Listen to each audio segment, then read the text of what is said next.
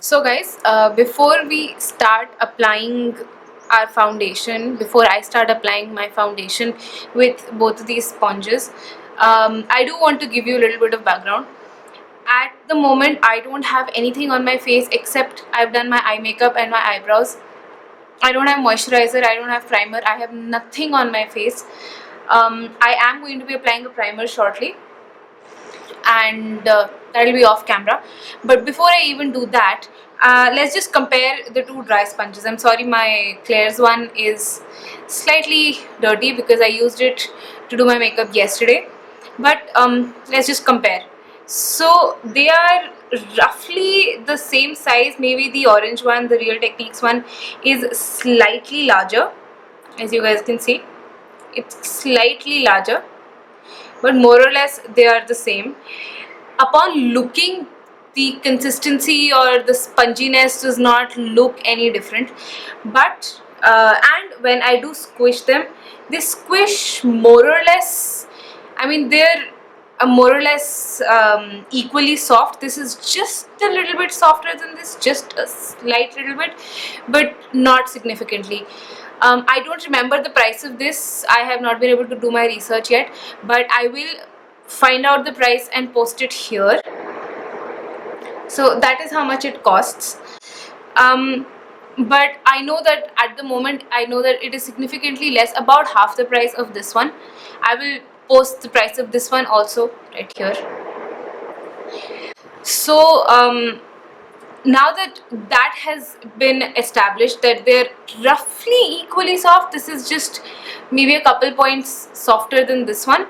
Let us dunk these into water, let them soak up, and while they do that, I am going to quickly finish my primer and see you guys in a second. I have applied primer all over my face, and the primer that I used was the Nivea Men Aftershave Balm. Now these makeup sponges, both of these have been sitting in the water for about 30 seconds to a minute, and I have now taken them out of them, squeezed the water out, they're just damp. And as you can see, the size of my Real Techniques makeup sponge has grown significantly, as you can see, but this one has not grown as much.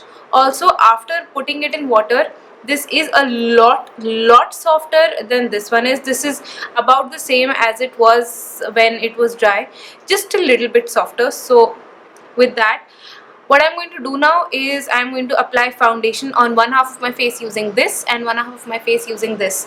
And considering that this is not as soft yet, maybe if I put it in the water for a little while longer and let it soak for a little while longer, it'll get softer. So I'm just going to do that, and while that soaks, I'm going to use this to apply my foundation. So my foundation of choice today is the L'Oreal Infallible 24-hour foundation. I'm going to just dab it all over my skin.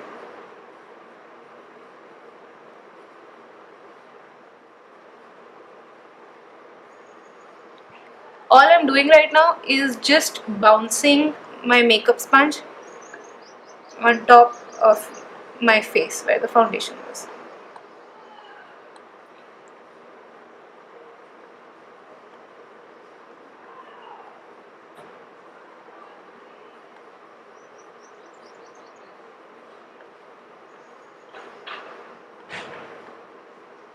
Okay, this was quick. My foundation is almost completely blended. I'm showing you guys all of this in real time, and I'm not going to be editing anything out, especially while I'm applying the foundation. So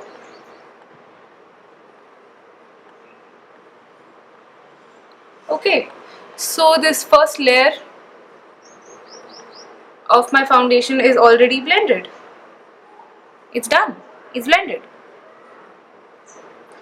I guess I could use a little bit more on my nose because I didn't really apply anything there.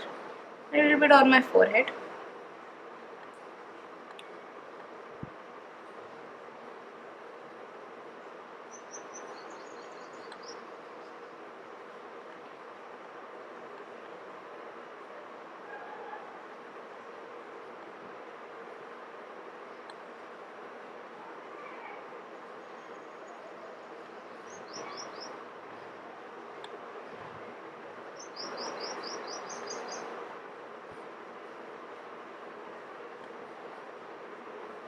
Done.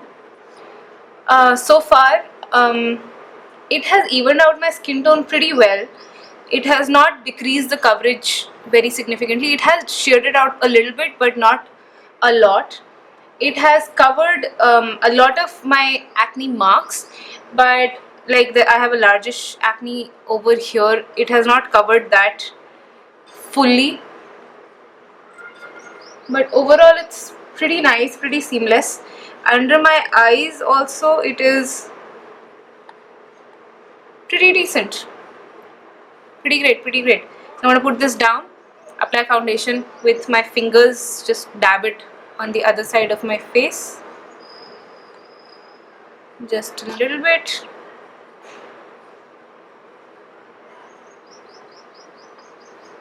Maybe take half a pump more, maybe less than half a pump.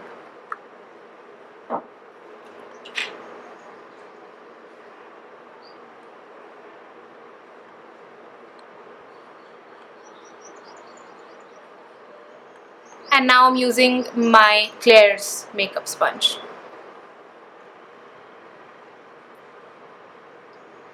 It's not as soft on the skin. It's not bouncing as softly as the Real Techniques one did. It's not blending as easily so far.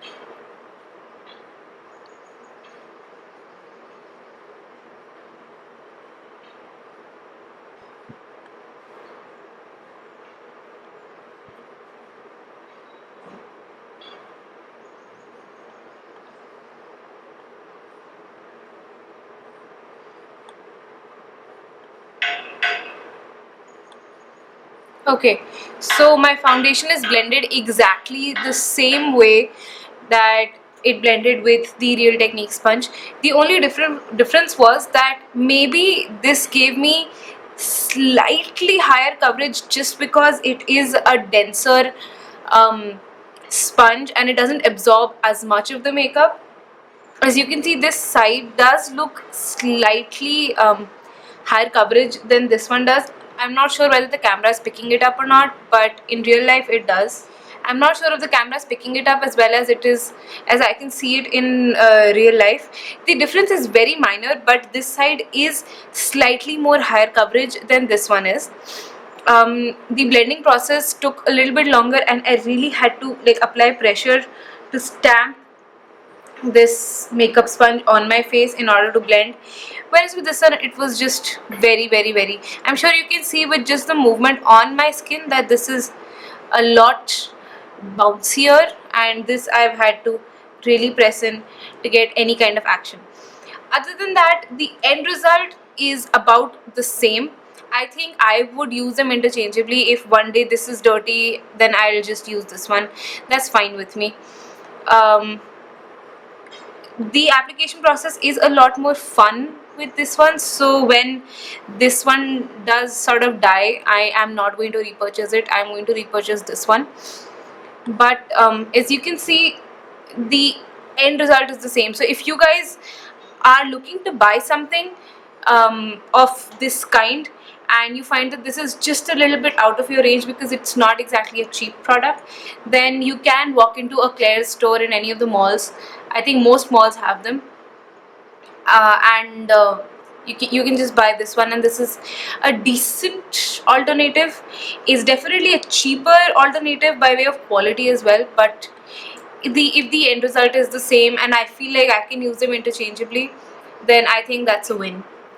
The coverage in both of them is slightly dewy. The foundation that I use is not an illuminating foundation.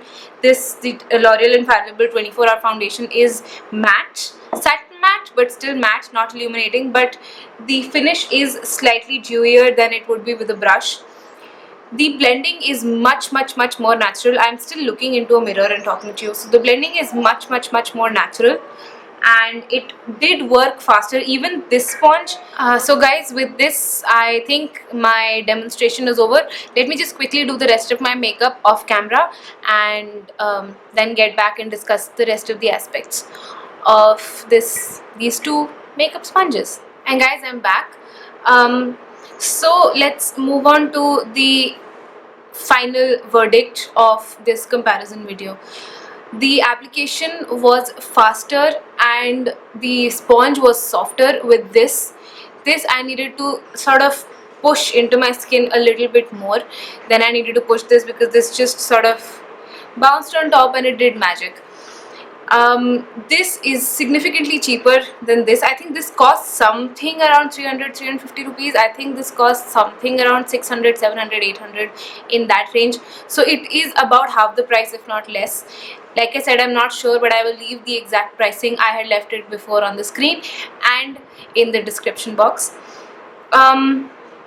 Overall, which one would I recommend that you buy? If it's within your budget, go for this one. It's going to wow you. It's going to be worth the money. But if it's not in the budget and you still want to have this generally naturalish, airbrushish, I see that with the rest of my makeup, I don't really look like, I mean, my face is not very no makeup-y. But it is possible, as you saw, if you underplay everything else, to get a flawless but natural looking base, and the end result to be exactly the same with both of these. So I would recommend that you buy this over this, but this is not a bad investment, and then you can definitely use it. I know I will be on days that this is too dirty, not available for whatever reason, I will be, but when time comes to repurchase, I will not be repurchasing this, just this one. So with that, I think I finished this video. I really hope that you found this useful, because the moment I saw this, I was reminded of the Beauty Blender, which was a few years ago. Actually, I've had this for a while and I just never used it. It was sitting there in its packaging unused. So I hope that you enjoyed this video. If you did, then don't forget to give me a thumbs up and subscribe to my channel if you have not already. If you have some video requests for me of any kind, or if you want to say anything, then please leave it in the comments below. Also, my social media, which is my Facebook and my Instagram, will be linked in the description box along with my email address for those of you who want to get in touch. So I really hope that I will see you guys again, and till then, take care. Bye.